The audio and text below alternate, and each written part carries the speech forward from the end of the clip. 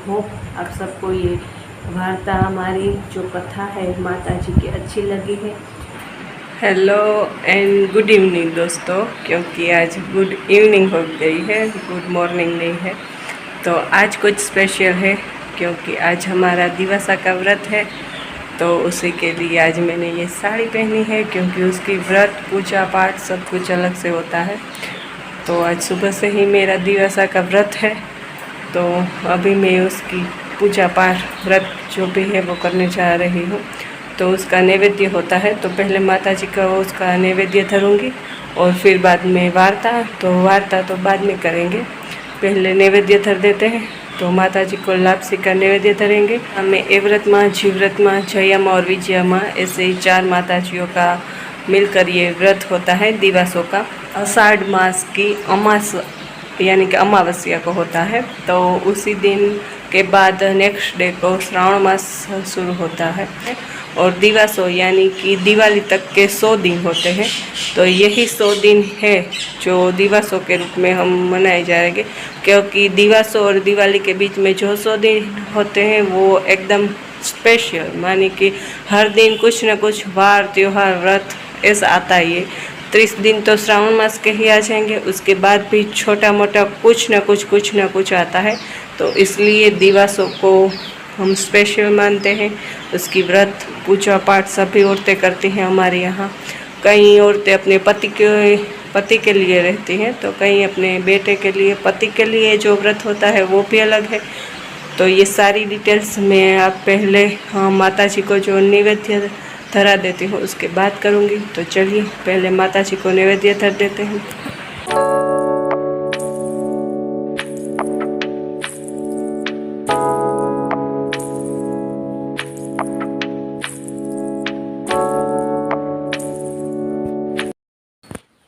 ये नैवेद्य की लापसी तो माता जी को लापसी का नैवेद्य लगाना होता है।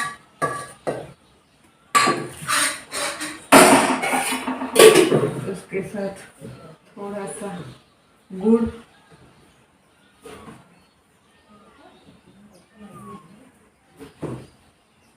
और साथ में ये घी।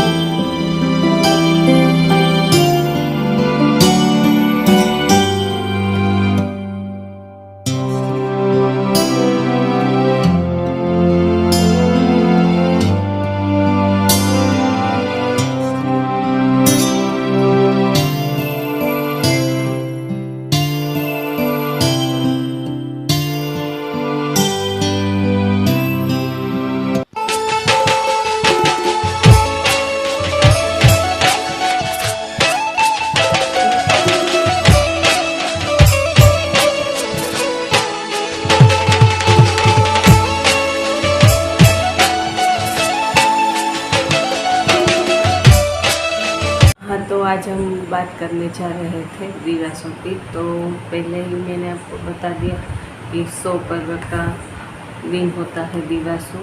तो उसके लिए भी एक व्रत कथा बहुत ही प्रचलित है। एक ब्राह्मण थे जो उनके यहाँ कोई भी संतान नहीं थी, तो उन्हें शंकर भगवान की बहुत ही ज़्यादा पूजा अर्चना की, लेकिन शंकर भगवान उन्हें प्रसन्न नहीं हुए। देखा तो एक वो कहते हैं ना कि एक कसाई है, उसने शंकर भगवान की पूजा अर्चना की। तो थोड़े ही दिनों में उसके सामने शंकर भगवान प्रकट हो गए और उन्हें 4 बच्चों का वरदान दे दिया। तो ये देख के वो ब्राह्मणी बहुत ही दुखी हुए कि हमने इतनी सारी भगवान की तपश्चर्या की, प्रार्थना की, लेकिन भगवान हमें प्रसन्न नहीं हुए। तो शंकर भगवान ने उन्हें बताया प्रसन्न होने के बाद कि देखिए ये जो गोबर है उनमें जितने कीड़े हैं उस कीड़े के तरह ही उनके बच्चे होंगे। तो उन्हें शंकर भगवान ने बताया कि बोलो आपको क्या चाहिए। तो उन्हें बताया कि हम निसंतान दंपति हैं, हमें एक बच्चा चाहिए। तो भगवान शंकर ने उन्हें एक बेटे का वरदान दिया, लेकिन बताया कि आप इसकी शादी मत कीजिएगा, सिर्फ इसे अच्छी तरह से पढ़ाइए लिखाइए, लेकिन शादी मत कीजिएगा। ऐसे ही जाके ब्राह्मण ने और ब्राह्मणी ने सारे जो रूल्स थे, रेगुलेशंस थे, उसका पालन किया। 10 महीने बाद ब्राह्मण ब्राह्मणी के घर एक सुंदर से बेटे का जन्म हुआ। बेटे को बहुत ही पढ़ाया लिखाया, आगे बढ़ाया। जैसे ही आगे आगे बढ़ते गए, ब्राह्मण ब्राह्मणी ये शंकर भगवान की सारी बातें भूल गए और उन्हें शादी करने का विचार आया कि अपने बच्चे की शादी कर दे। तो उन्होंने शंकर भगवान के वरदान को भूलकर उनके बच्चे की शादी करनी चाहे। शादी करके वो धूमधाम से वापस आ रही थे। इसी वक्त बहुत ज़्यादा बारिश हुई तो सभी लोग दौड़ धाम करने लगे। ऐसे में उसका बेटा और बहू पहले के ज़माने में बेल में जब बारातें जाती थी तो वो बेल में बैठे हुए थे। वहाँ कहीं से आकर सर्प ने उससे डंस दे दिया उसके बेटे को और उसका बेटा वहीं अब डेथ हो गया। तो उसके बाद सब लोग बहुत ही रोने लगे, चीखने लगे, चिल्लाने लगे और वहाँ से जाए सारे। बहुत ही ज़्यादा बारिश हो रही थी, इसलिए कोई वहाँ से रुक नहीं पा रहा था, सब लोग चले गए। लेकिन ब्राह्मण के बेटे के साथ जिसकी शादी हुई थी वो लड़की वहाँ से नहीं गई और वहीं के वहीं अपने पति की जो बॉडी थी उसके साथ वहीं रुकी। उसने सामने देखा तो बहुत ही ज़्यादा बिजली और बारिश हो रही थी। उस बिजली के सामने उसे कहीं भी उसे मंदिर दिखाई दिया सामने से। तो वो अपने पति की जो लाश थी उसे लेके वहाँ चली गई और वहाँ सब जंगल था तो भयानक पशु पक्षियों का डर लगने लगा और मंदिर में सब लेके चले गए और वहाँ मंदिर के जो कमाड़ थे वो दरवाज़ा था दे दिया। थोड़ी देर हुई, आधी रात भी नहीं हुई थी, पहला पहर था रात्रि का। तभी वहाँ आवाज़ आई कि मेरे मंदिर को किसने अंदर से बंद कर दिया, खोलो नहीं तो मैं उसको जला दूँगी। तभी देखा, मंदिर खोला तो वहाँ उसने देखा कि एवरत माँ खड़े हुए थे। उसने कहा कि तुमने ये मेरा मंदिर अंदर से क्यों बंद कर दिया। तो उसने बताया कि इस तरह उसकी आज ही शादी हुई है और आज ही वो विधवा हो गई, इसलिए उसको उसके पति को उसे ज़िंदा करना होगा। तो माता जी ने कहा कि चलो तुम मेरी बात है वो मानोगी तो मैं आपके पति को ज़िंदा कर दूँगी। तो उन्हें सारी बातें मान ली। फिर थोड़ी देर दूसरा पहर हुआ रात्रि का, तब उसने आगे बढ़ा तो तभी दूसरी माता जी आई, यानी कि जीवरत माँ आई और उन्होंने भी कहा कि मेरे मंदिर को किसने बंद कर दिया। तो उन्हें उस बहू ने मंदिर खोला और माता जी को सारी बातें बताई। तो उन्होंने भी कहा अगर मेरी बात मानोगी तो मैं तुम्हारे पति को जिंदा कर दूँगी। वैसे ही तीसरा पहर हुआ तो जया माँ आई और उसके सामने भी बहू ने यही सारी बातें कही और उन्होंने भी यही शर्त रखी कि अगर मेरी बात मानोगी तो मैं तुम्हारे पति को जिंदा कर दूँगी। वैसे धीरे धीरे तीन ही जो माता थी उन्होंने उनके पति के अंदर थोड़ी थोड़ी श्वास भरना शुरू कर दी थी। तो आखिरी पहर बचा था, तब जया माँ आई और उसके सामने बहू ने सारी बातें की। तो जया माँ ने भी उसके पति के जो 3 पहर में जितने श्वास आई थी उसमें थोड़ी सी बाकी थी, तो जया माँ ने उसमें श्वास भर दी और उसके पति को उसने ज़िंदा कर दिया। तो वहाँ से माता जी जया माँ है वो भी अंतर ध्यान कर दिए, क्योंकि वो मंदिर ही था एवरत माँ, जीवरत माँ, जया माँ और विजया माँ का। तो वही मंदिर के बाहर अब बहुत ही बारिश हो रही थी, तो वो लड़की ही अपने पति के साथ खेलने लगी। तभी सारे वहाँ के जो लोग थे उसने देखा कि ये ब्राह्मण का बेटा तो ज़िंदा हो गया। तो उन्होंने ब्राह्मण को बुलाए कि आपका बेटा तो ज़िंदा है। तो वो सब अपने जो गांव के लोग थे उसको लेके आए और अपने बेटे और बहू को लेके चले गए। किसी ने बहू से ये नहीं पूछा कि ये मेरा बेटा कैसे ज़िंदा हुआ। वैसे 1 साल ही बीता तो बहू ने अच्छे से प्यारे से बेटे को जन्म दिया। जैसे ही दूसरा दिन हुआ तो बच्चा आया और माताजी ने ये व्रत माने आया और उन्हें बताया कि मैंने तुम्हें कहा था कि तुम मेरी बात मानोगी तो मैं तुम्हें ये आपको मेरे कहना मानना पड़ेगा। इसलिए बहू ने उनके वो बेटा मांगा और बेटा दे दिया।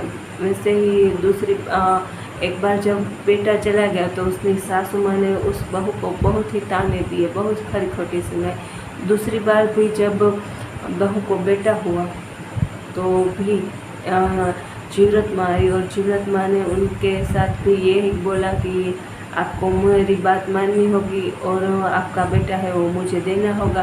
तो बहू ने हंसते हंसते अपना दूसरा बेटा भी दे दिया।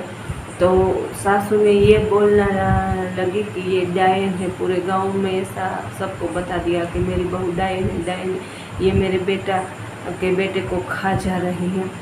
तो तीसरी बार जब बहू के यहाँ बेटा हुआ तो उसने एक राजा को बुलाया पहरेदारी के लिए। तो वो राजा है और उसके साथ तीनों सब वहाँ खड़े थे, लेकिन माताजी आई तो वो सब गार्ड निंद्रा में सो गए, उन्हें पता ही नहीं चला कि ये क्या हुआ। तो तीसरी बार भी वो माताजी है जया माँ है, वो लेके उनके बेटे को लेके चले गए। और चौथी बार फिर बहू को बेटा हुआ, लेकिन सास ने इतना सारा ढिंढोरा पीटा कि मेरी बहू डायन है, डायन। इस बार उसने राजा को बोला कि अपनी जो तलवार है वो उसको म्यान में से निकाल कर तुम पहरेदारी करो कि ये बच्चा जा कहाँ रहा। लेकिन फिर से जब विजया माँ आई और उस बच्चे को लेके चली गई और राजा को भी पता नहीं चला कि ये क्या हुआ। लेकिन राजा राजमहल में जाके सोचने लगा कि बहू डायन तो नहीं है, ऐसा कुछ नहीं है, लेकिन ज़रूर ना कुछ चमत्कार हुआ है। अब पांचवी बार है, वो बहू है एक बेटी को, प्यारी सी बेटी को जन्म देती है। तो उस प्यारी सी बेटी ने है बहुत ही किलकारियाँ करने लगी। तो उसकी सास को बहू ने बताया कि मुझे हमारे यहाँ छोटी छोटी बच्चियों को खाना खिलाना है, लेकिन सास ने कोई उसको रिएक्शन नहीं दिया। तो बहू ने उस मंदिर में फिर से जाके माताजी को बोला जहाँ उसका पति जिंदा हुआ था कि मेरे घर आइए और मेरे यहाँ आप छोटी बच्ची का रूप लेके आइए और हमारे घर खाना खा के जाए। तो ये जो व्रत था वो पूरा करना था। तो माताजी आई तो चारों जो माताजियाँ हैं उसको वो खाना खिला रही थी, तभी वो छोटी बच्ची रो रही थी।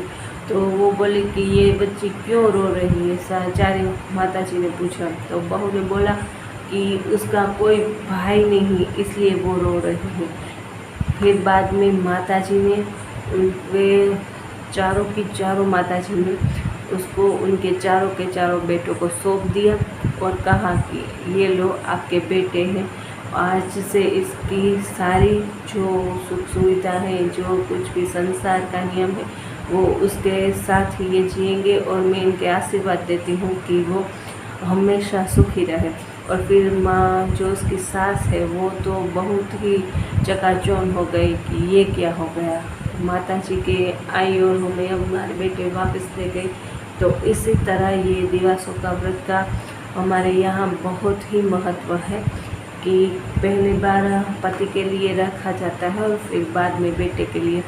पहली बार पति के लिए जब रखा जाता है ये व्रत तब हम 2 दिन के लिए होता है। पहले दिन हाफ डे तक आपको सिर्फ और सिर्फ पानी पीना है, उसके बाद आप कुछ और नहीं ले सकते हाफ डे तक, जब तक आप माता जी के आप प्रार्थना अर्चना नहीं कर लेते उसकी पूजा पाठ। और उसके यहाँ जो पूजा पाठ है वो 4 बजे के बाद दोपहर के, यानी कि जब गायें अपने घर लौट रही है तभी कर सकते हैं। तो 4 बजे के बाद आप कुछ फरार कर सकते हैं, खाना नहीं खा सकते। खाना और सोना 2 दिन के बाद, वो रात आपको पूरा जगना है। नेक्स्ट डे तब भी आपको पूरा दिन सोना नहीं है, जगना है। और नेक्स्ट डे जब ये गैया फिर से अपने घर आती है तब आप सो सकते हैं। तो तब तो सोने का कोई सवाल ही नहीं, क्योंकि वो नींद ही नहीं आती। तो इस तरह का है। और दूसरा जो 5 साल के बाद ये जो पूजा अर्चना हो जाती है 5 साल, तब आप आपके घर माता जी ने भगवान के आशीर्वाद के स्वरूप में अगर आपके यहाँ बेटा है तो आप बेटों के लिए ये व्रत रख सकती है। और ये बेटों के लिए जो व्रत है वो ज़िंदगी भर अगर आप रखना चाहें तो रख सकते हैं। इस तरह ये दिवसों का पूरा व्रत होता है। इसकी जो पूरी की पूरी प्रोसेस कथा वार्ता है जो मैंने आप सबसे आज कही है, आई होप आप सबको अच्छा लगा है। ये हमारा गुजराती ट्रेडिशन है, ये जो कहे तो कल्चर में आता है। तो हम सब माताएं बहनें सब अपने अलग अलग रीत से करते हैं, कोई ज़्यादा बेहतर तरीके से भी करते होंगे। तो मैं बस इस तरह ही करती हूँ। पहले 5 साल मैंने कर लिया, वहाँ सब माता जी का पूजा अर्चना करने के बाद अब मैं अपने बेटे के लिए नील के लिए रख रही हूँ ये व्रत। तो इसीलिए मैंने जो माता जी के पास पालना का जो डिज़ाइन किया था वो इसलिए किया था बेटे के लिए। तो यही था आज का हमारा ये वीडियो। आई होप आप सबको ये वार्ता हमारी जो कथा है माता जी की अच्छी लगी है। तो आप सबके जीवन में भी ये व्रत माँ और जया विजया माँ सबके जीवन में भी आनंद लाए, खुशियाँ लाए। बस ऐसे ही प्रार्थना के साथ तब तक के लिए बाय बाय दोस्तों।